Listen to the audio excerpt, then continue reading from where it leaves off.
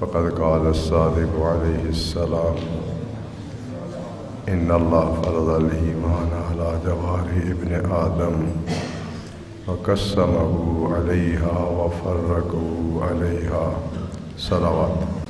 گناہ کبیرہ کے سلسلہ میں ترک واجب کے عنوان سے گفتگو ہو رہی تھی۔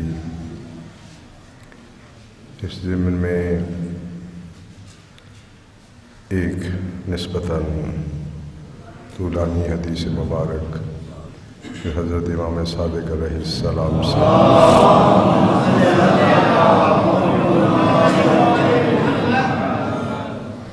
مروی ہے، اس کو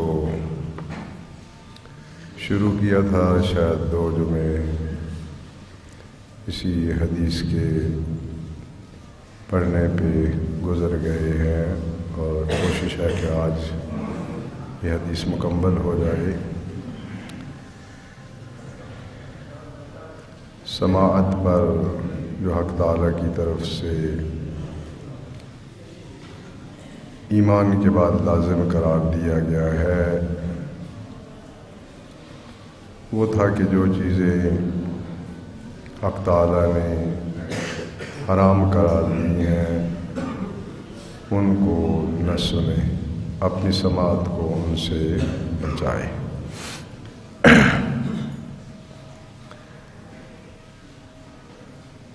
پچھلے جمعہ آخری اس سلسلہ میں جو الفاظ تھے وہ اذا مروا باللغو مروا کراما، یہ بھی قوت سماعت کے فرائض میں سے ایک فریضہ ہے، جسے قرآن کریم نے بیان فرمایا ہے کہ جب کسی لغو بات سے گزرتے ہیں، لغو چیزوں کے پاس سے گزرتے ہیں، تو کرامت اور شرافت کے ساتھ وہاں سے گزر جاتے ہیں، وہاں رکتے نہیں۔ فَهَذَا مَا فَرَضَ اللَّهُ عَلَى السَّمْعِ مِنَ الْإِيمَانِ، یہ وہ چیز ہے جو حق تعالیٰ نے ایمان میں سے قوت سماعت پر فرض کی ہے کہ اللہ یسمع إِلَىٰ مَا لَا يَحِلُّ لَهُ، کہ غور سے اس چیز کو نہ سنا جائے جو اس کے لیے حلال نہیں ہے۔ وَهُوَ عَمَلُهُ، یہ قوت سماعت کا عمل ہے۔ وَهُوَ مِنَ الْإِيمَانِ، اور یہ ایمان میں سے ہے۔ وَفَرَضَ عَلَى الْبَصَرِ، اور قوت بصارت پر، یہ جو دیکھنے کی قوت ہے، اس پر حق تعالیٰ نے فرض کیا ہے کہ اللہ ينظر إلى ما حرم اللہ علیہ، کہ وہ اس چیز کی طرف نہ دیکھے جو اللہ نے اس پر حرام قرار دی ہے۔ وَيُعْرِضَ عَنْهُ، اور اس سے وہ اپنے آپ کو بچائے، اس سے اعراض کرے۔ اما نہى اللہ عنہ مما لا يحل لہ، وہ اعراض کرے اس چیز سے جس سے اللہ نے نہی فرمائی ہے، ان میں سے جو اس کے لیے حلال نہیں ہے۔ وَهُوَ عَمَلُهُ وَهُوَ مِنَ الْإِيمَانِ، یہ آنکھ کا عمل ہے اور یہ بھی ایمان کا حصہ ہے۔ اس کے بعد حضرت امام صادق علیہ السلام نے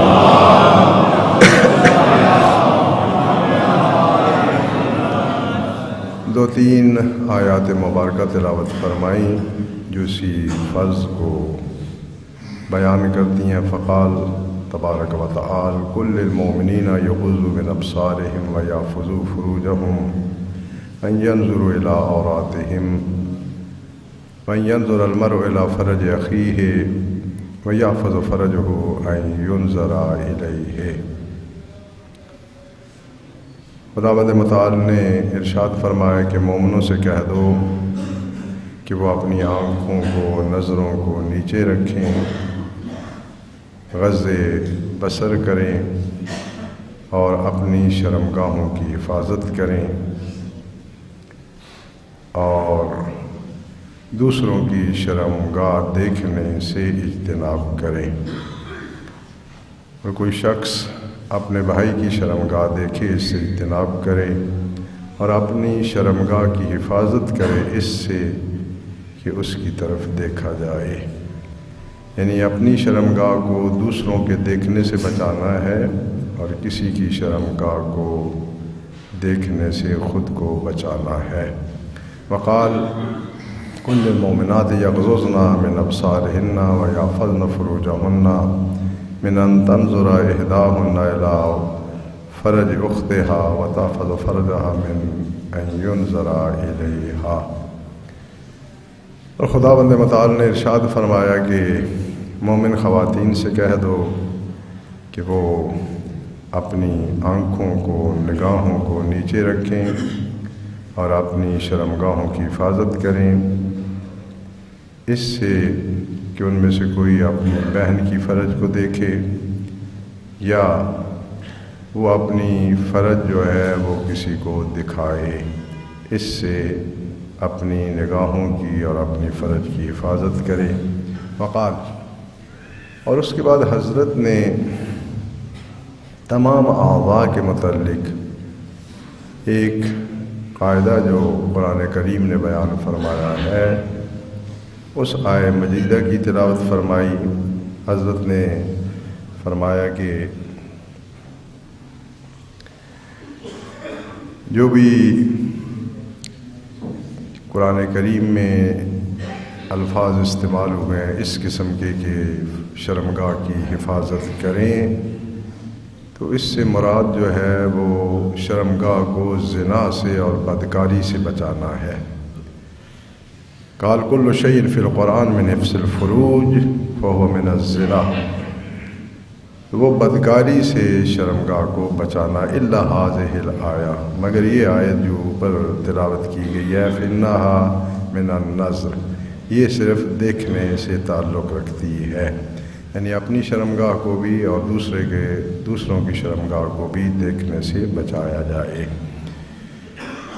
اور اس کے بعد حضرت نے ارشاد فرمایا کہ ثم نظم ما فرض علی القلب والبصر واللسان فی آیت اخری، خداوند متعال نے ایک اور آیت میں جو کچھ دل پر اور قوت بصارت پر اور زبان پر لازم قرار دیا ہے ان سب کو ایک جگہ اکٹھا کر کے فرمایا۔ فقال وما کنتم تستترون ان یشهد علیکم سمعکم ولا ابصارکم ولا جلودکم، یعنی بالجلود الفروج والافقاد۔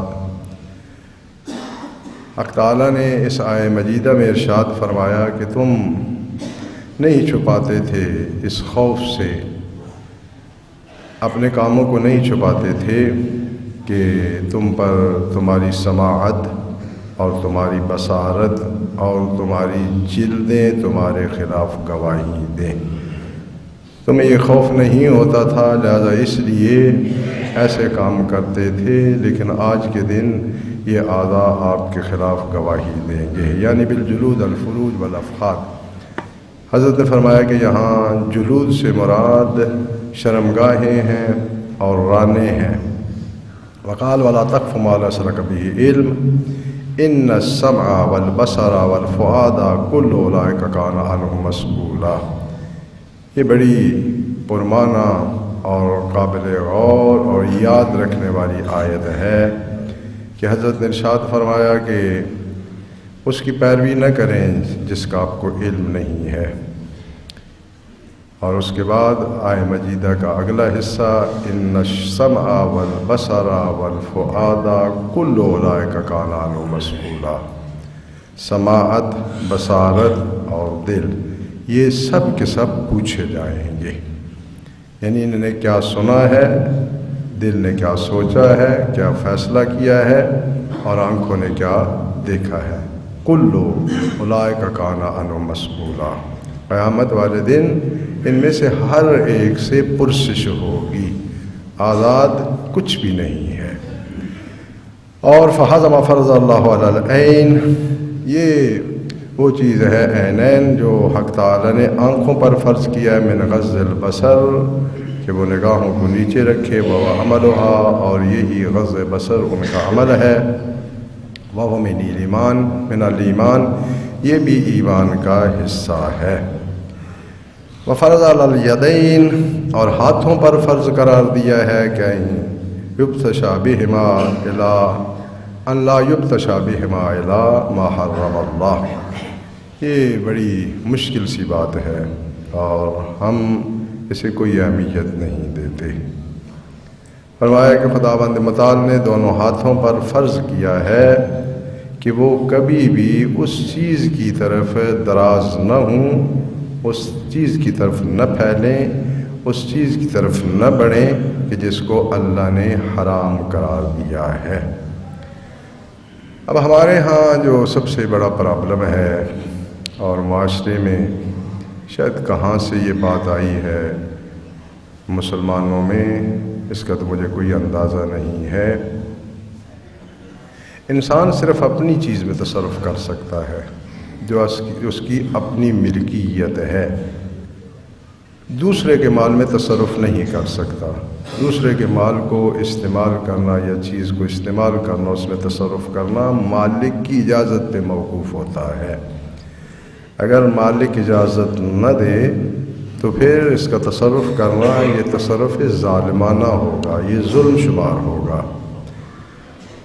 یہ جو ہمارے ہاں ہوتا ہے کہ راستے میں کوئی چیز گری پڑی ہے، گراؤنڈوں میں یہ ہوتا ہے کہ جہاں یہ شادی کی تقریبات ہوتی ہیں وہاں چمچیں کچھ رہ جاتی ہیں، پلیٹ گلاس رہ جاتا ہے۔ اب جو وہاں صبح سیر کرنے کے لیے جاتا ہے فوراً سے ہتھیار لیتا ہے، اپنا ملک سمجھ لیتا ہے، اور پنجابی میں اس کے لیے ایک جملہ کہتے ہیں کہ لدی شے خدا دی نہ دھیلے دی نہ پا دی، اور فوراً اپنی جیب میں ڈال دیتا ہے۔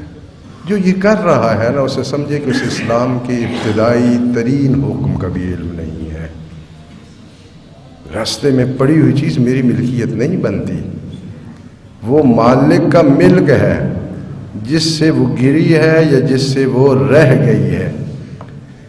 اور یہ تقدس معابی کا ایک جھلک جو ہے وہ حرموں میں اور مساجد میں نظر آتی ہے کہ خوش قسمتی سے کچھ لوگوں کی خوش قسمتی ایسے جاگتی ہے کہ ان کے جوتے چوری ہو جاتے ہیں، تو اب وہ اس کے بدلے میں کیا کرتے ہیں، کسی اور کے جوتے پہن کے چلے جاتے ہیں کہ میرے چوری ہو گیا، چلو یہ جو پڑے ہوئے ہیں۔ وہ بھائی آپ کی کیسے ملکیت ہو گئی؟ آپ کے جوتے جو اس نے چوری کیے وہ چور ہے، آپ کسی کے پہن کے جا رہے ہیں، آپ بھی چور ہیں، کیا فرق پڑتا ہے؟ یہ کہاں سے شریعت نکالی ہے؟ یہ کہاں سے احکام گھڑے ہیں؟ یہ تو حتیٰ ہم جو اپنے علمی معاشرے میں کہتے ہیں ہم خواتین کی شریعت، یہ تو خواتین کی شریعت میں بھی نہیں پایا جاتا حکم، اللہ کی شریعت میں کہاں سے آ گیا؟ تو یہ خدا را اس قسم کی لغو چیزیں جو ہیں انہیں اپنی زندگی سے نکالیں۔ آپ کا اگر مال چوری ہوا ہے تو آپ کا مال چوری ہوا ہے، یہ نہ سمجھنا کہ آپ کے ہی جوتے چوری ہوتے ہیں۔ جب میں ابتدا میں آیا تو 3 جوڑے میرے بھی چوری ہوئے ہیں، اتار کے آتا تھا، جب جاتا تھا تو موجود نہیں ہوتے تھے، تو پھر ننگے پاؤں جانا پڑتا تھا گھر۔ یہ کوئی اختصاصی یا وہ امتیاز والی چیز تو نہیں ہے، کسی کے ساتھ بھی یہ حادثہ پیش آ سکتا ہے۔ وہ جس سال وہ مریض ہوا تھا اور فیصل آباد میں 15-20 دن رہا، تو اس سال بھی یہی ہوا کہ وہ گئے ہوئے تھے 40 پہ، تو تھوڑی تھوڑی بارش ہو رہی تھی، پورے قافلے میں کسی نے گرم کپڑے نہیں پہنے ہوئے تھے، میں نے پہنے ہوئے تھے چونکہ مجھے پتہ تھا کہ میں کمزور ہوں۔ تو جوتے رکھ کے گیا ہوں، جب واپس آیا تو جوتے موجود نہیں ہیں، بڑی تلاش کی، بارش ہو رہی تھی، بڑا ٹھنڈا پانی تھا، خیر وہ شام کا وقت تھا، آگے ایک دکان کھلی ملی، وہاں سے جوتے لے لیے۔ صبح گئے جناب تو پھر جوتے جو رکھے، پھر جوتے موجود نہیں تھے۔ اب رات کا پانی ٹھنڈا کھڑا تھا، تو واپسی پہ دکانیں بھی بند تھیں، ہوٹل تک گیا تو ڈبل نمونیا ہو گیا۔ اسلام واحد وہ قانون ہے کہ جسے صرف اللہ نے بنایا ہے۔ ہاں چند موارد ہیں جس میں اس نے اختیار دیا سرکار دو عالم صلوات اللہ علیہ کو،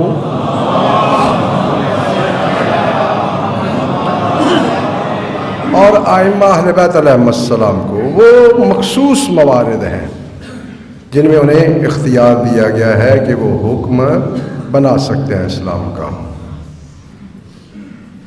ائمہ اور انبیاء صلوات اللہ علیہ مجمعین کا بھی کام حکم بنانا نہیں ہے، اللہ کے بنائے ہوئے حکم کو پہنچانا ہے اور اس کی حفاظت کرنا ہے۔ تو جو کام انبیاء صلوات اللہ علیہ مجمعین اور ائمہ نہیں کر سکتے، ہمیں کس نے حق حاصل دیا ہے کہ ہم وہ ترمیمیں شروع کر دیں؟ خدا رہا ہے ایسا کام نہ کریں، یہ بہت بڑا گناہ ہے، اس لیے کہ جو حکم اللہ کی طرف سے نہ ہو ہم اللہ سے اگر منسوب کر دیتے ہیں، جو آج کل ہمارے محققین کرتے ہیں۔ چونکہ آج کل ہمارے محققین کی خوبی یہ ہے کہ عربی انہیں آتی نہیں ہے، عربی علوم نہیں جانتے اور زبان کی لطافت کو جانتے ہی نہیں ہیں کہ عربی زبان جو ہے، دیکھیں جو حقیر یہاں پر کھڑا ہوا ہے، ہم تو مدارس میں صرف زبان کے متعلق، الفاظ کے متعلق 6 سے 7 علوم پڑھتے ہیں۔ یہ سننا بڑا آسان ہے، 6 سے 7 علوم صرف الفاظ کے متعلق پڑھتے ہیں، اور پھر بھی جو ہے قرآن کریم کی کتنی جگہ پہ انسان کو کچھ سمجھ نہیں آتا، پلے ہی نہیں کچھ پڑھتا جب تک کہ دوسروں کی تحقیق کو نہ دیکھا جائے۔ اور یہاں جو الف کو کلی اور بیر کو کھرلی سمجھنے والے ہیں، ہر چیز وہ قرآن سے نکال لیتے ہیں۔ اور بھائی ہر چیز قرآن میں ہے لیکن ہمیں اس کا علم نہیں ہے، وہ جس پہ نازل ہوا ہے وہ جانتا ہے، یا جو قرآن کا ساتھی ہے۔ اور اگر سارا کچھ ہر کوئی قرآن سے اسی طرح سمجھ سکتا ہے تو پھر معلم قرآن کی ضرورت ہی نہیں ہے۔ اللہ پاک نے قرآن کو نازل کیا ہی اس انداز میں ہے کہ قرآن کو ماننے والے مجبور رہیں اور معلم کے دروازے پہ جاتے رہیں۔ یہ اس نے اپنی کلام میں لطافت رکھی ہے، وہ اس سے واضح بھی بیان کر سکتا تھا، لیکن اس طرح معلم کی جو ہے، معلم کتاب کی اہمیت معاشرہ کچل دیتا۔ لہذا خدا را رحم کریں، جو چیز اللہ نے نہیں کہی ہے، قرآن کی صریح آیات ہیں، احادیث مبارکہ ہیں، وہ اگر ہم اللہ کی طرف منسوب کرتے ہیں، جھوٹ بول رہے ہیں وہ تو اپنی جگہ پہ، تہمت لگا رہے ہیں اللہ پہ جو چیز اس نے نہیں کہی ہے۔ اور اگر خدا نخواستہ میں نے اس طرح کچھ کہہ دیا جو اللہ نے نہیں کہی تھی، اللہ سے منسوب کر کے کہہ دی، تو پتہ ہے اس کا خسارہ کیا ہوگا؟ اس کا خسارہ یہ ہوگا کہ بنی اسرائیل کا ایک شخص تھا، اس نے اس طرح کا ایک مذہب گھڑ لیا اللہ کے نام پہ، رزق کی اسے تنگی تھی، اور رزق کی تنگی حدیث بھی ہے کہ ناداری جو ہے نزدیک ہے کہ کفر ہو، کفر تک انسان کو لے جاتی ہے۔ اور یہ وہی جگہ ہوتی ہے کہ جہاں انسان کی ایمان کا پتہ چلتا ہے، ورنہ 10 قسم کے کھانے سامنے پڑے ہوں اور معاش کی فکر ہی نہ ہو تو پھر ایمان کا جلوہ کیسے پتہ چلنا ہے؟ تو اس نے مذہب نیا ایجاد کر لیا اور لوگ بھی گرویدہ ہو گئے۔ یہ انسانی معمہ ہے کہ ہر آنے والی چیز، نئی چیز کو بڑی خوش آمدید کہتے ہیں، اس کے پیچھے دوڑتے ہیں۔ ہمارے مذہب میں ماشاءاللہ جو نئی چیز نکلتی ہے وہ چٹکیوں میں جو ہے وہ حصہ بن جاتی ہے، ایمان کا بھی بن جاتی ہے اور مذہب کا بھی بن جاتی ہے۔ وہ آگے بات تو کریں، ایک دفعہ فیس بک پہ میں نے پڑھا اور میرا ایمان تازہ ہو گیا۔ بندے نے لکھا ہوا تھا چائے کے فضائل، کہ امام صادق علیہ السلام نے فرمایا ہے چائے کے یہ فضائل ہیں۔ امام صادق علیہ السلام سے چائے کے فضائل،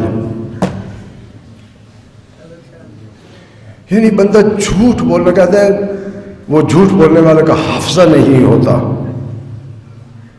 وہ چائے بنانے کا طریقہ الامان اور الحفیظ، دیکھیں جب معاشرہ، ہم اسے حسبہ کہتے ہیں اپنی اصطلاح میں، معاشرہ جب حق اور باطل کی نسبت بے طرف ہو جاتا ہے تو باطل پرست پھیلتے ہیں اور باطل پھیلنا شروع ہو جاتا ہے۔ اور اس معاشرے میں جس میں اب ہم رہ رہے ہیں ماشاءاللہ یہی ہے۔ وہ جو امیر المومنین علیہ السلام نے ارشاد فرمایا کہ ظالم بھائی کی مدد کرو، ظالم ہو یا مظلوم ہو، پوچھا گیا مولا مظلوم کی تو مدد کرنی چاہیے، ظالم کی کیسے کرنی ہے؟ حضرت نے فرمایا ظالم کی یہ مدد کرنی ہے کہ اسے ظلم کرنے سے روکو، یہ ظالم کی مدد ہے۔ یہاں ہم ایک دوسرے کو پھونک چڑھانے کے لیے اور سر ویسے بیلے میں ہوتی ہے ہمارے ہاں، یہاں جگہ جگہ سر ہے، سر وہ بندے کو اتنی پھونک چڑھ جاتی ہے وہ اللہ کے احکام کو بھی پھر سمجھتا ہے کہ یہ میرے تابع ہے۔ او بھائی سر ہے تو افسر ہے تو دفتر میں ہے، اللہ کے حکم کے مقابلے میں کوئی افسری نہیں ہوتی۔ یہ مسلمان کہلانے کے ہم حقدار ہیں۔ جو لوگ اپنے افسر کا آرڈر دین اور مذہب پہ ترجیح دیتے ہیں یہ مسلمان ہیں، انہیں مسلمان کہنا چاہیے، ان کے گلے میں جو ہے وہ پھولوں کے ہار ڈالنے چاہیے۔ اور وہ افسر بھی بے وقوف ہے، احمق ہیں، پاگل خانے میں رہنے کے قابل ہے، جو آپ کے آرڈر پہ اللہ اور رسول کو جھٹلا سکتا ہے، اس کی مخالفت کر سکتا ہے، تو پھر آپ بھی جانے آپ کو بھی ایک دن یہ جوتے مارے گا۔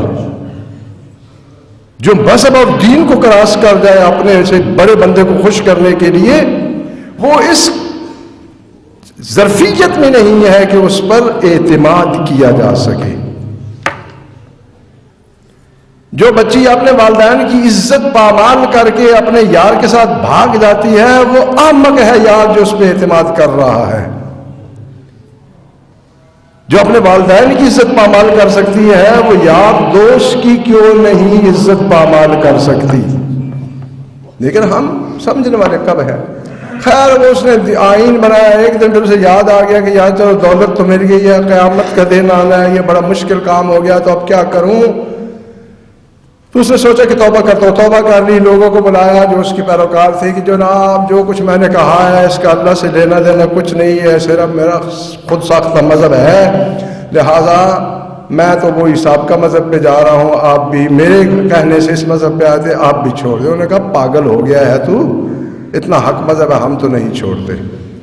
اس نے اپنے آپ کو ایک ستون کے ساتھ باندھ دیا، زنجیروں میں جکڑ دیا کہ جب تک میری توبہ قبول نہیں ہوتی میں یہاں ہی بندہ رہوں گا۔ اس زمانے کے نبی کو وحی کی خالق بے نیاز نے فرمایا کہ اسے کہہ دو کہ اس وقت تک تیری توبہ قبول نہیں ہوگی، تو یہاں بندے بندے تیرے مفاصل جدا ہو جائیں، تیرے جوڑ جو ہے وہ ایک دوسرے سے الگ ہو جائیں، اس وقت تک تیری توبہ قبول نہیں ہوگی جب تک جن لوگوں نے متاثر ہو کے اس کو قبول کیا تھا ان کو واپس نہ لائے، اور جو مر چکے ہیں انہیں زندہ کر کے اس مذہب حق کی طرف واپس لائے، اس وقت تک تیری توبہ قبول نہیں ہوگی۔ کیا مذاق آپ نے بنایا ہوا ہے؟ یہ مذہب ہے، دین ہے، اور اس کا جواب جا کے اس بے نیاز خالق مالک کے دربار اور عدالت میں دینا ہے جہاں سب انبیاء ائمہ سب جواب دہ ہیں، کوئی کسی کو وہاں چھٹی نہیں ہے۔ ہاں اس کی رحمت ہے کسی کو وہ اتنی عزت عطا کرے کہ وہ وہاں اس سے سوال نہ کرے یا بغیر سوال کیے ہوئے سب کچھ یس کر دے، یہ اس کی مہربانی ہے، اس کی رحمت ہے، ورنہ اس عدالت میں ہر شخص نے جواب دہ ہونا ہے۔ برگاہ رب العزت میں مصرانہ دعا ہے کہ بحق